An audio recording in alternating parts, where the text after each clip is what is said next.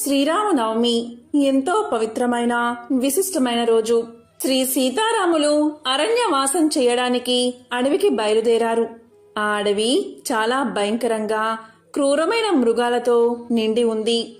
లేళ్లు, దుప్పులు మొదలైన సాధు జంతువులు ఎన్నో ఉన్నాయి. అనేక మహావృక్షాలు కూలిపోయి ఉన్నాయి. అక్కడ ఎన్నో చెరువులు ఉన్నాయి, కానీ అందవిహీనంగా ఉన్నాయి. అప్పుడు రాముడు సీతా లక్ష్మణులతో కలిసి ఆ కీకారణ్యంలోకి ప్రవేశించాడు. వెంటనే అక్కడ ఒక రాక్షసుడు కనిపించాడు. వాడు గొప్ప పర్వతంలా ఉన్నాడు. వాడు మాట్లాడుతూ ఉంటే ఉరుములు ఉరిమినట్లు ఉన్నాయి. వాడు ఇంతవరకు ఎందరినో చంపి తిని ఉన్నాడు. మహాభయంకరంగా ఉన్నాడు. వికృతంగా వంకర టింకర్లుగా చాలిబానంత కడుపుతో బీభత్సంగా ఉన్నాడు. ఆ రూపానికి తోడుగా వాడు పులిచర్మం కట్టుకుని ఉన్నాడు.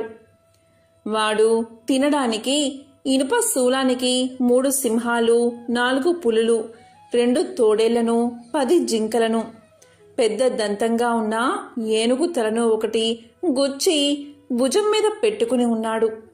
సీతను, రాముణ్ణి, లక్ష్మణుణ్ణి చూసేసరికి వాడు అగ్గయిపోయాడు.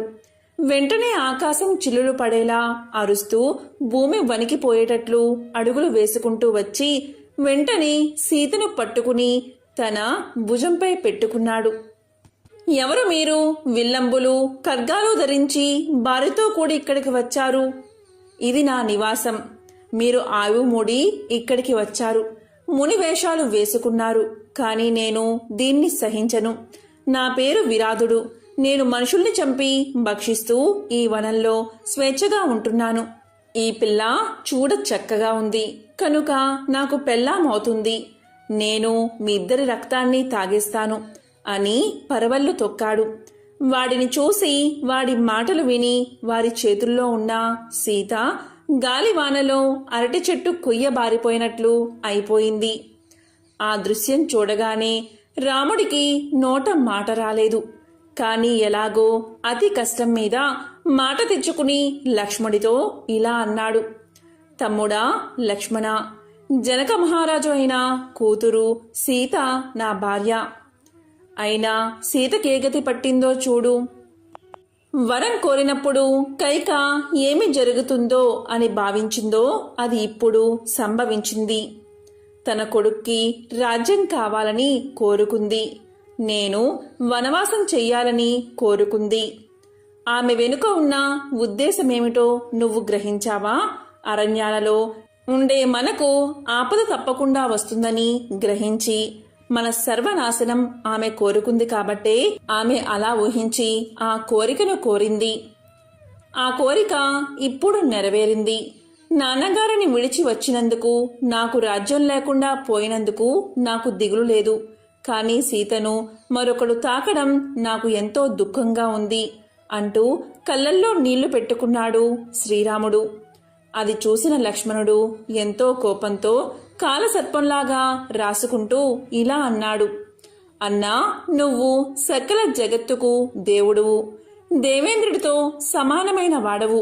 నీ సేవకుణ్ణి నేను ఉండగా నువ్వెందుకు అలా దుఃఖిస్తావు? నేనొక బాణంతో క్రూర రాక్షసుడైన ఈ విరాధుణ్ణి కూలగొడతాను. కైకామాత భరతుడికి రాజ్యం కావాలి అన్నప్పుడు నాకు భరతుడి మీద వచ్చిన కోపం అంతా ఇంతా కాదు. ఆ కోపాన్ని ఇప్పుడు ఈ విరాధుడి మీద చూపించి అతన్ని చంపేస్తాను. ఇంద్రుడు పర్వతం మీద వజ్రాయుధం వదిలిపెట్టినట్లు ఇతన్ని నేను చంపేస్తాను అని లక్ష్మణుడు పలికాడు.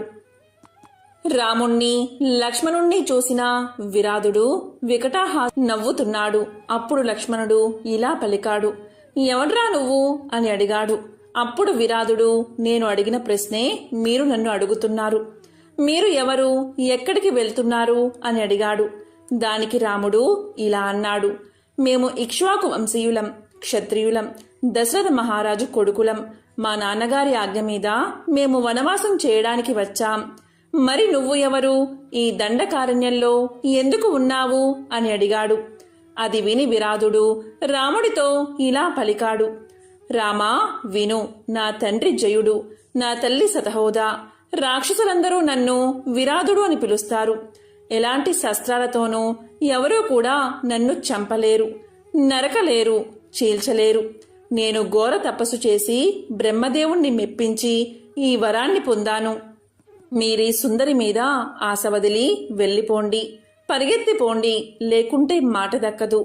నిజానికి మీ ప్రాణాలతో నాకేమీ పనిలేదు అన్నాడు విరాధుడు. ఆ మాటలు వినేసరికి రాముడికి ఎంతో కోపం వచ్చింది. ఓరి దృష్టుడా, ఉత్తమ స్త్రీ మీద ఆశ పెట్టుకుని నీవు చాలా నీచమైన కోరికను కోరుకుంటున్నావు. ఇదే నీ మరణానికి కారణం అవుతుంది.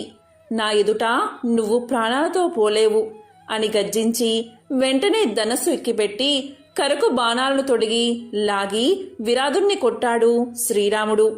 ఈ విధంగా 7 బాణాలను విడిచాడు.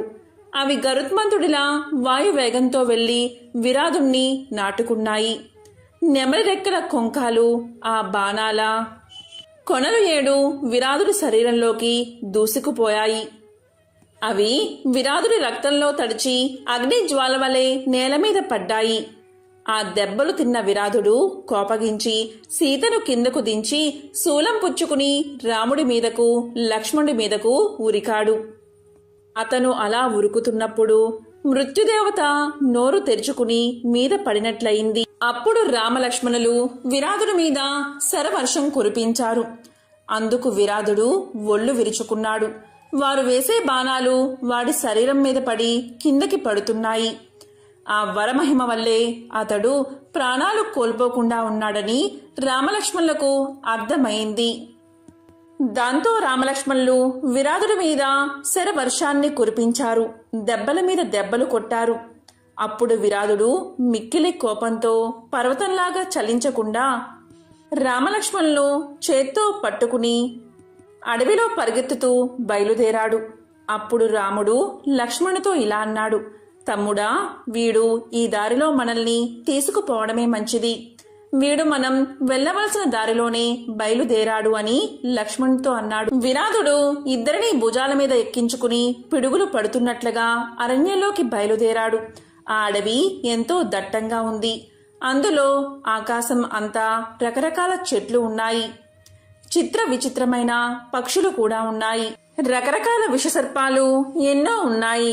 ఆ అరణ్యంలో వాడు నిరాటంకంగా నడిచిపోసాగాడు విరాధుడు. రాముణ్ణి, లక్ష్మణుణ్ణి విరాధుడు ఎత్తుకుపోతూ ఉండడం చూసి సీతాదేవి ఇలా పలుకుతుంది: నా రాముడు సత్యవాది, శీలవంతుడు. రౌద్రాకారుడైన ఈ రాక్షసుడు లక్ష్మణుతో పాటు నా రాముణ్ణి కూడా తీసుకుపోతున్నాడు. నా రాముణ్ణి, లక్ష్మణుణ్ణి వదిలిపెట్టి నన్ను తీసుకుపో అంటూ సీత గొంతెత్తి ఏడ్చింది. అది విన్న రాముడు, లక్ష్మణుడు ఆ రాక్షసుణ్ణి సంహరించాలి అనుకున్నారు. వెంటనే లక్ష్మణుడు విరాధుడి ఎడమ చేతిని నరికేశాడు. రాముడు కుడి చేతిని నరికేశాడు. దాంతో విరాధుడు నీలి మేఘం వలె పర్వత శిఖరం కూలినట్లు నేల కూలిపోయాడు. వెంటనే రాముడు లక్ష్మణుడితో ఇలా పలికాడు: లక్ష్మణ, విరాధుడు బ్రహ్మదేవుడి వరం వల్ల ఇంకా చనిపోలేదు కనుక ఇతన్ని గుంతతీసి పాతి పెడదామన్నాడు. దాంతో విరాధుడు, రామా, నువ్వు మహేంద్ర సమానుడువు. నీ చేతిలో నేను చనిపోయాను. అజ్ఞానం వల్ల నువ్వు ఎవరో నేను తెలుసుకోలేకపోయాను. కౌసల్య కడుపు చల్లగా నువ్వు మహానుభావుడువు. నీ సంగతి, లక్ష్మణుడి సంగతి నాకు తెలియక ఇంత ఇబ్బంది కొని తెచ్చుకున్నాను. నేను పూర్వం ఒక గంధర్వుణ్ణి, కుబేరుడి దగ్గర అధికార వర్గంలో ఒకరిని. అయితే రమ్మను విడిచిపెట్టి ఉండలేక నా విధుల్లో కర్తవ్య నిర్వహణను సరిగ్గా చేయలేకపోయాను. అశ్రద్ధ చేశాను. అందుకు కోపగించిన నా ప్రభువైన కుబేరుడు ఇలా రాక్షసుడిగా కమ్మని శపించాడు. దశరథ మహారాజు కొడుకు అయిన రాముడు నిన్నెప్పుడు యుద్ధంలో సంహరిస్తాడో అప్పుడే నీకు శాప విముక్తి అవుతుందని తెలియచేశాడు. అప్పుడే నువ్వు స్వర్గానికి వస్తావు అని కుబేరుడు చెప్పి నాకు ఉపశాంతిని కలిగించాడు. కాబట్టి నేను నీ అనుగ్రహం వల్ల ఆ శాపం నుండి విముక్తుడై ఇప్పుడు స్వర్గానికి వెళ్ళిపోతున్నాను అని తెలియచేశాడు విరాధుడు. ఓ రామా, ఇక్కడికి ఆమడ దూరంలో ధర్మాత్ముడైన శరభంగ మహర్షి ఉన్నాడు. మీరు ఆ ఆశ్రమానికి త్వరగా వెళ్ళండి, మీకు సకల శ్రేయస్సులు కలుగుతాయి అని చెప్పి విరాధుడు స్వర్గలోకానికి చేరుకున్నాడు. ఎంతో విశేషమైన పవిత్రమైన ఈ కథను చదివినా చెప్పినా వినిపించినా సకల శుభాలు కలుగుతాయి. ఇక శ్రీరామనవమిలోపు లేదా శ్రీరామనవమి రోజు గోవుకు ఈ ఒక్కటి తినిపిస్తే చాలు, సకల దరిద్రాలు తొలగిపోతాయి, సకల దేవతల అనుగ్రహం మీకు కలుగుతుంది. మరి గోవుకు ఏం తినిపించాలో ఇప్పుడు ఈ వీడియోలో తెలుసుకుందాం.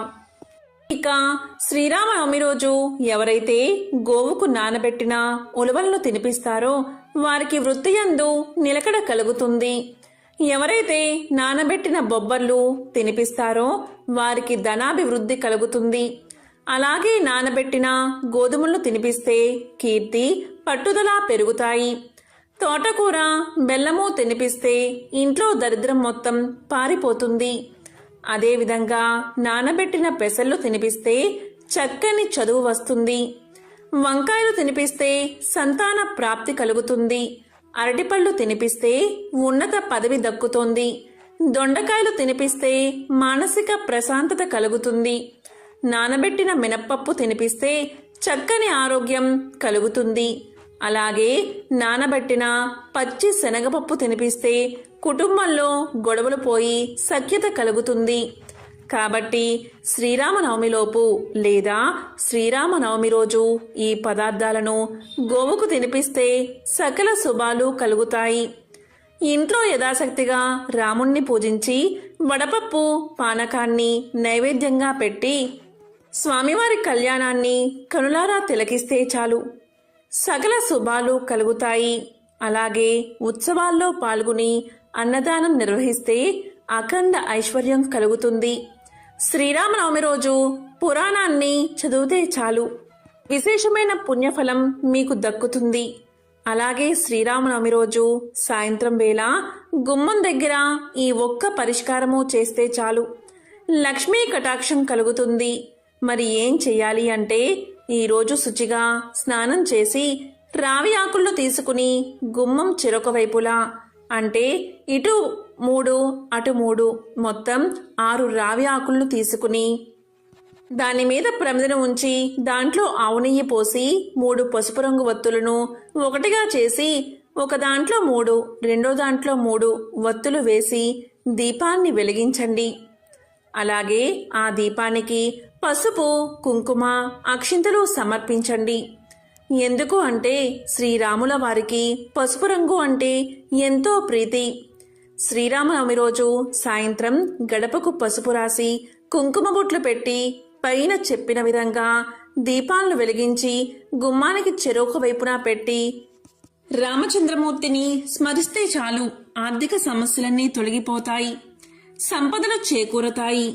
అలాంటి వారి ఇంట్లో లక్ష్మీదేవి అడుగుపెట్టి అపర కుబేరులను చేస్తుంది. అలాగే ఈరోజు స్వామికి పసుపు రంగు పువ్వులను సమర్పించండి. ఎందుకంటే స్వామికి పసుపు రంగు అంటే ఎంతో ఇష్టం.